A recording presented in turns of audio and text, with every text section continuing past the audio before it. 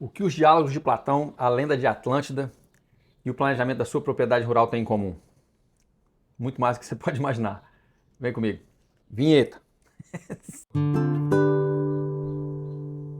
Se você curte as reflexões e o conteúdo que eu trago aqui no canal, eu peço que você se inscreva, compartilhe, clica no sininho e passa para frente com seus comentários, ajudando o conteúdo a chegar para um número maior de pessoas. Afinal, para espalhar as mentiras do agro e alienar as pessoas, a gente já tem a grande mídia.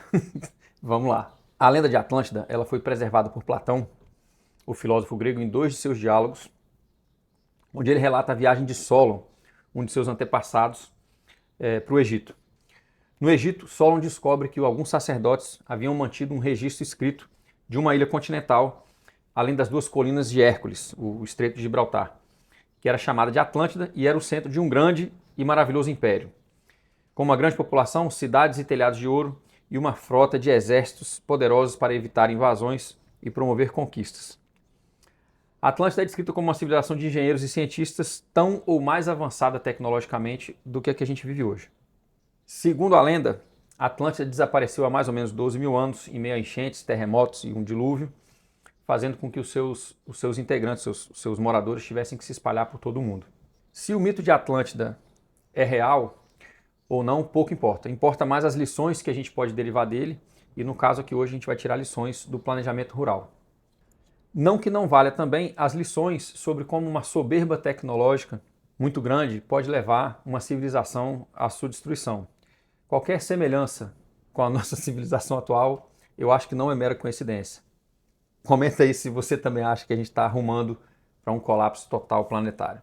Para as lições desse vídeo, eu quero comentar como algumas lições do desenho ecológico são muito antigas, pelo menos 12 mil anos, e como a gente vem sendo alienado dessas lições e como um viver energeticamente deficitário nos torna os protagonistas da sexta maior extinção em massa. De novo, qualquer semelhança com a realidade não é mera coincidência. Para quem quiser se aprofundar no mito de Atlântida e entreter o pensamento de que a Atlântida tem ou não sido uma civilização real, eu recomendo o trabalho do Randall Carlson. Vou deixar para vocês linkado aqui na descrição do vídeo. E a gente vai seguir então agora para as lições do desenho ecológico. Primeiro vamos fazer uma descrição geral para a gente ter uma noção do formato e da geografia dessa ilha-continente. Do litoral até o centro da ilha, estendia-se uma planície da qual dizem teria sido a mais bela e melhor de todas. Perto daquela planície, mas em direção ao centro, a uma distância de cerca de 90 quilômetros, havia uma montanha de vertentes planas em todos os lados. Começaram por colocar pontes sobre os círculos de água envolvendo o centro primitivo, a fim de estabelecer um caminho de acesso ao Palácio Real. Abriram um canal a partir do mar de cerca de 90 metros de largura, 30 metros de profundidade e cerca de 90 quilômetros de comprimento. Esse canal estendia-se até o aterro mais avançado e abriu uma estrada para a passagem de navios. Destarte possibilitavam a navegação e fizeram entrar os barcos naquele local como se fosse um estuário. É difícil imaginar com que tipo de ferramenta e tecnologia eles fizeram isso há 12 mil anos atrás, porque mesmo com as tecnologias que a gente tem hoje, é difícil imaginar a construção de canais dessa magnitude. Aqui a gente já começa a perceber também lições do planejamento e do desenho ecológico, usando a geometria para harmonizar e padronizar a construção. Os anéis concêntricos da ilha são harmonizados pelo padrão circular e o padrão circular ele tem um aproveitamento maior de área. Perfuraram também os aterros entre os círculos de água em direção das pontes, o suficiente para uma embarcação passar de um para o outro. Essas passagens cobertas eram para as embarcações passarem por baixo, pois para tanto os aterros tinham altura suficiente. Todavia, o maior dos círculos de água, no qual penetravam as ondas do mar, tinha a largura de 540 metros e o aterro contíguo era dessa mesma largura. Os dois próximos círculos de água tinham a largura de 360 metros e o aterro circundante dessa mesma largura. O círculo de água envolvendo a ilha situada no centro tinha 180 metros de largura, enquanto que a ilha com o Palácio Real tinha 900 metros de diâmetro. A exemplo dos círculos de água e da ponte, uma muralha de pedra de 30 metros de largura cercava essa ilha central. Em toda a circunferência, essa muralha era guarnecida de torres e havia portas nas pontes dando para o mar. O padrão concêntrico está presente na natureza em vários fractais de tamanho. A gente pode ver ele desde a órbita dos planetas no sistema solar, as várias camadas de magma e rocha de dentro para fora do planeta e as camadas, por exemplo, de uma cebola. Assim como na cebola, que os anéis de fora protegem o centro, que é o ponto de germinação da planta, na ilha de Atlântida os padrões concêntricos protegiam o centro político, religioso da ilha com esses mesmos padrões. Eles escavaram a rocha debaixo da ilha, situada no meio do círculo de água, bem como debaixo das áreas externas e internas dos aterros. As pedras escavadas eram ora vermelhas, ora pretas, e no interior das escavações instalaram estaleiros duplos, protegidos pela própria rocha. Se vocês fizerem um exercício de pensar tridimensionalmente aqui, talvez vocês consigam imaginar os estaleiros como grandes cavernas semicirculares, esculpidas nas encostas de enormes canais que, por sua vez, também eram circulares num outro plano. Então você tem um elemento semicircular na vertical e um outro elemento semicircular na horizontal. De novo, padrão geométrico, padrão da natureza, harmonizando as escalas de tamanho, as ordens de tamanho e ocupação do território. Ergueram edifícios de uma só cor, bem como coloridos, jogando com os diversos tipos de pedra, misturando-as e ressaltando suas belezas naturais. É interessante notar que antigamente os assentamentos humanos costumavam ficar localizados perto da água, da argila e de fontes de metais. Eu me pergunto se não tem um elemento aqui implícito de reaproveitamento das rochas escavadas para a construção dos canais e dos estaleiros, né, incrustados na construção da cidade como um todo. Então aqui a gente já viu um elemento também de ligar os pontos, né, de uma cadeia de produção, de não fazer lixo, que é um outro, de não criar resíduo, que é um outro padrão do desenho ecológico. Eu me pergunto também como eles conseguiram de novo construir construções megalíticas como a gente tem no Peru, no Egito, no Líbano, e sem o subsídio dos combustíveis fósseis e o maquinário gigante que é o que faz esse trabalho hoje, né? A muralha ao redor do extremo círculo de água era revestida de ferro, que para tanto tornaram líquido igual ao óleo de unção. A muralha interna era banhada de zinco e as muralhas em volta do palácio deram um revestimento feito de minério bruto e brilhante como fogo. Tornaram o aço líquido para revestir a encosta dos canais. É um detalhe que, segundo consta na história, a gente ainda levaria uns 8.000 anos para chegar na idade do ferro, ou seja, para ter a tecnologia de fazer esse tipo de manufatura com o minério, né? O óleo de unção que é mencionado aqui, também é mencionado uma outra parte do diálogo, é um tipo de óleo de coco. Então aqui é uma comparação entre a viscosidade do óleo de coco e a liquidez dele, e a liquidez com que eles conseguiam deixar o minério, né? O trecho seguinte mostra bem isso. Havia de todos os metais a serem extraídos da terra, fossem sólidos ou fusíveis, inclusive aqueles tipos que hoje somente são conhecidos pelo nome, mas naquela época não eram um nome apenas, tais como o minério de ferro, obtido de depósitos encontrados em vários pontos da ilha e que por muitas pessoas era tão ou mais apreciado depois do ouro.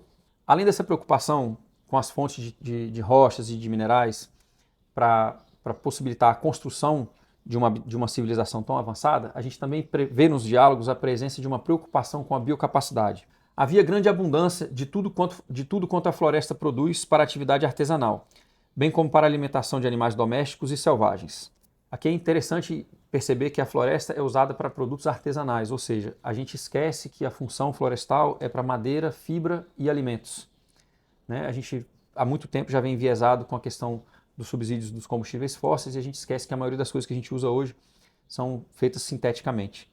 Lá existiu também a espécie dos elefantes, proliferando em grande número, pois além das extensas pastagens para todos os animais que vivem nos pântanos, nos lagos, nas lagoas, tanto nas montanhas como nas planícies, havia sustento também para aquela espécie que, por sua natureza, é a maior em tamanho e consome a maior quantidade de alimento. Solon faz questão de ressaltar a biocapacidade do lugar como capaz de manter animais de grande porte doméstico, como bovinos e equinos, e animais não domésticos, animais selvagens de grandíssimo porte da megafauna, como era o caso dos elefantes, né? Um tipo de elefante que existia naquela época. É curioso que quando a gente estuda sucessão natural na escola, a gente tem aquela foto das rochas com líquen, com musgo, as pequenas plantinhas se desenvolvendo e aí faz uma ascensão até chegar no clímax da floresta, como se a floresta fosse ficar estática a partir daquele ponto e escondendo da gente num viés assim o fato de que a sucessão natural ela se dá em conjunto. As espécies vegetais se desenvolvem com as espécies animais e toda a sucessão ecológica, quando bem sucedida, ela evolui para que ela possa aportar cada vez mais animais de grande porte. Uma nota para os dias de hoje é que, ao diminuir a biodiversidade dos lugares, seja pela ocupação urbana muito degradante dos lugares onde ela se instala, ou seja pela demanda que a instalação urbana coloca no campo para sua produção, e aí a gente usa, na maioria, a questão da produção industrial, então a gente ocupa o território rural com uma lógica industrial urbana também, a gente perde a biodiversidade nos lugares onde as cidades se instalam e a gente perde a biodiversidade nos lugares onde a gente usa o campo para produzir o alimento para as pessoas que estão na cidade. Só que essa perda da biodiversidade, ela é uma simplificação da natureza. Ela diminui a capacidade que a natureza tem de continuar evoluindo para manter espécies de grande porte. E a gente esquece também pela nossa soberba, de novo não é coincidência com a Atlântida, que nós somos um primata, um animal, um mamífero da megafauna, um animal de grande porte. Com a simplificação da biodiversidade, nós colocamos em risco os próprios habitats que mantêm a nossa vida. De volta para a exaltação da biocapacidade do arquipélago, Solon ressalta: a ilha deu e manteve perfeitamente tudo que a terra produz de aromático, fossem raízes, ervas, árvores, resinas, flores ou frutos.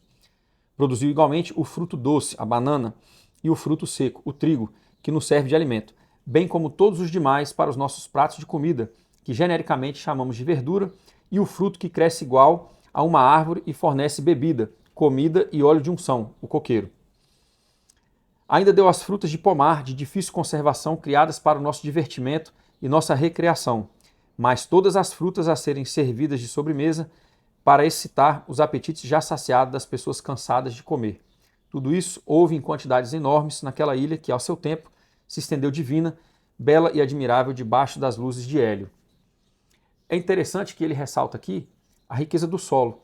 Muita gente que estuda a questão de onde se posicionar, de onde se relocalizar frente ao colapso que a gente já vive, uma das listas que as pessoas procuram nas suas propriedades para se estabelecer é um solo bom, né? E aqui a gente vê a presença de um solo vulcânico muito rico, caso se confirmem as lendas de que talvez a Atlântida tenha existido onde hoje é o arquipélago de Açores, né? Esse trecho também ressalta mais a capacidade da produção primária. Além disso, eu tenho um palpite de que as frutas de pomar de difícil conservação, criadas para o nosso divertimento e nossa recreação, eram as uvas. A seguir, ele descreve brevemente o manejo hídrico do arquipélago, uma questão interessante também. As nascentes, uma de água fria e uma de água quente, que tanto davam água em abundância, quanto por sua natureza e graças à sua conveniência e excelência, se prestavam otimamente para o uso.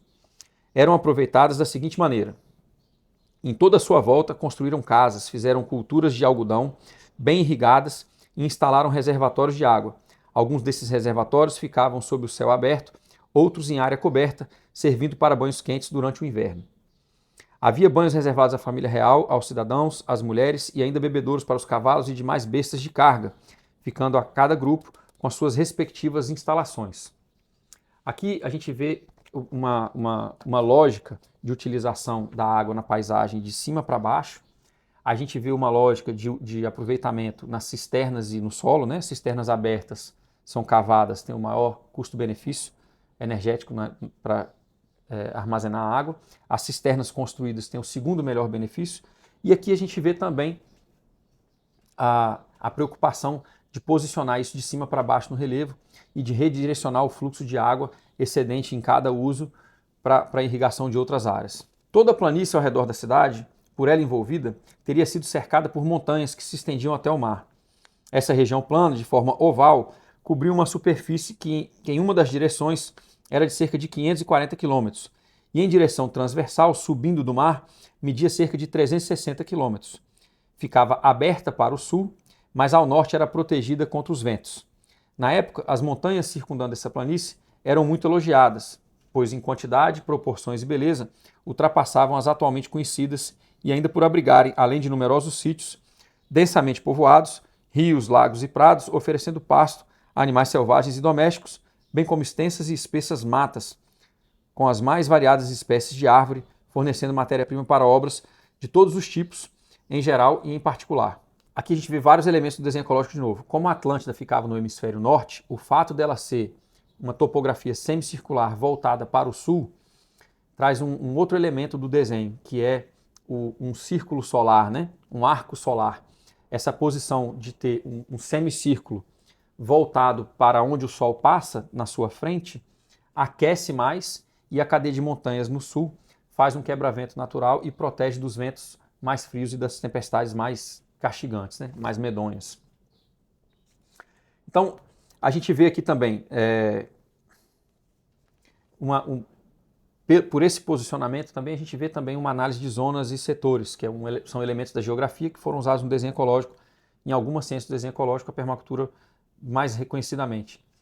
Você entender aonde o sol passa, você entender aonde estão os ventos, você entender de onde vêm as energias de dentro para fora e de fora para dentro, é um fator importante do desenho ecológico. A gente vê pelo posicionamento da ilha e pela construção da civilização deles que isso estava presente no desenho. Era então seguinte a constituição física daquela planície, conforme ficou conservada durante muito tempo no reinado de muitos reis. O esquema primitivo era um quadrilátero alongado, em grande parte cortado por valas, e o que faltava era completado seguindo o percurso da vala circundante. Quanto à sua profundidade, largura e seu comprimento, embora parecessem inacreditáveis os dados fornecidos, lá deve ter havido, entre outros trabalhos, uma obra de enormes dimensões, feitas pela mão do homem. Pois bem, mas cumpre contar o que ouvimos falar a respeito. A vala teria cerca de 30 metros de profundidade, 180 metros de largura em toda a sua extensão e, como envolvia a planície inteira, o seu comprimento teria sido de cerca de 1.800 quilômetros. Naquela vala eram captados os rios que desciam as vertentes das montanhas e, como ela circundava toda a planície e atingia a cidade em ambos os lados, fazia com que suas águas escoassem para o mar. Aqui a gente vê um elemento, de novo, de manejo da água de cima para baixo, uma harmonização pelos padrões, e a gente vê a água sendo usada para passar por dentro das cidades dos dois lados, ou seja, mais de uma fonte, e podendo ser usada também para carregar os efluentes para o mar. Não é das situações das mais ecológicas, mas ainda praticada até hoje. Dessa vala gigante, canais retos, geralmente de 30 metros aproximadamente de largura, saíam de sua parte superior, adentrando a planície e voltando para o trecho que levava para o mar. A distância entre esses canais era de cerca de 100 estádios, ou cerca de 18 quilômetros. Dessa maneira, transportavam a madeira das montanhas para a cidade, bem como todos os demais produtos da estação, que carregavam os veículos depois de terem completado o sistema de ligações transversais entre os canais e a cidade, e faziam 2 colheitas por ano. No inverno, usavam a água de Zeus, ou seja, a chuva, e no verão, a água da qual a terra necessitava e que veio pelos canais. Então, para a estação seca, para a estação úmida, eles usavam as chuvas, e para a estação seca, eles usavam a irrigação dos canais. Então, é uma escala enorme mesmo para os padrões de hoje, né? Mas o que mais me impressiona é como eles usavam os canais para descer da montanha, como eles usavam os canais para escoar as coisas, né? Então, os canais eram uma variável de favorecimento da mobilidade, tanto do escoamento da produção primária, como do escoamento de matérias-primas para a construção, com madeira, minério, pedras. E aqui, de novo, a questão do tratamento dos efluentes, né? A água passa pelas cidades e consegue levar o que tem nas cidades para o mar. Aqui temos uma água, então a gente tem aqui a água assegurando diversas funções. Aqui a gente tem a água, um elemento água, assegurando diversas funções. A gente tem um princípio da permacultura que diz o seguinte, que para cada função importante, a gente deve assegurar essa função com 3 elementos. Então, por exemplo, cozinhar, ter a capacidade de processar alimentos na casa é muito importante. Então a gente deve ter, por exemplo, um fogão a gás, um fogão a lenha e um fogão solar. Isso é uma maneira de fazer isso. Num âmbito rural, por exemplo, num sítio, a água é uma função importante. Então a gente pode ter uma água de nascente, uma água de poço artesiano e a água coletada da chuva. Então basicamente é isso. Para cada função importante a gente tenta criar uma redundância de fazer com que ela venha de pelo menos 3 elementos. Isso traz para a gente uma resiliência nas áreas mais importantes do nosso viver. Então a gente vê aqui nessa leitura desses trechos vários elementos que têm muita ligação com o planejamento rural regenerativo. O primeiro deles, para a gente pensar habitações rurais, é a utilização de áreas com boa biocapacidade, com capacidade de utilização da água por gravidade, saber usar essa água por gravidade em uma escala de uso de cima para baixo, para trabalhar a biocapacidade e os assentamentos humanos, cuidando das pessoas, dos animais e dos sistemas de produção. A gente vê a presença de padrões geométricos harmonizando o tamanho, as ordens de tamanho, os formatos e as funções. A gente vê a análise de zonas e setores posicionando os lugares em relação ao sol, que por sua vez já é um padrão de buscar a eficiência energética com o sol.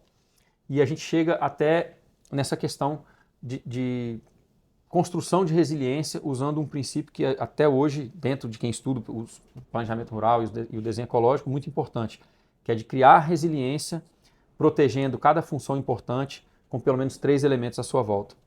É muito interessante a gente fazer uma análise de um texto que supostamente tem, né, mais de 2.000 anos, de um lugar que tem supostamente mais de 12.000 anos, com tantas lições, e me assusta o tanto que a gente foi alienado, o tanto que a gente sabia tudo isso, o tanto que isso era lugar comum na cultura das pessoas, saber protagonizar a própria vida, saber se manter, saber se viabilizar em harmonia com a natureza, e como a gente faz hoje o contrário disso. A gente faz as coisas à revelia do sol, à revelia da água, à revelia das ordens de tamanho, de harmonização de relevo, e obviamente a gente se torna então o agente causador da sexta maior extinção em massa. Bom, eu encerro por aqui a análise do desenho ecológico presente na descrição de Atlântida.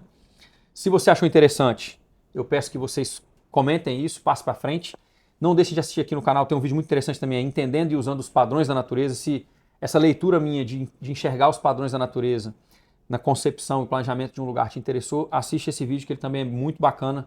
Ele explica muito bem essa coisa da função dos padrões da natureza dentro do planejamento do desenho ecológico. Se a conversa ficar muito animada, com muita pergunta e comentário, eu posso preparar um outro texto. Eu estou lendo o livro do Columella, que foi um presente do Mr. Peebles para mim, que é um livro que foi escrito em 70 depois de Cristo, que também, aí já com a visão romana da colonização das áreas, ocupação do território, falando de como a gente deve preparar os lugares. Então, se vocês curtiram, comenta aí, pede o próximo, que a gente vai trazer mais reflexões de outras eras do tempo da humanidade no planeta, para a gente refletir a barbárie que a gente está fazendo agora. Comenta, compartilha, se inscreve no canal, toca aí no sininho aí e faz a sua curadoria. Eu vou deixar a cópia dos diálogos do Platão publicada no vídeo, um link para o meu site aqui na descrição do vídeo, e para quem está ouvindo o podcast também, nas notas do podcast dentro do site vai estar lá também um link para o diálogo inteiro. Abraço, até a próxima.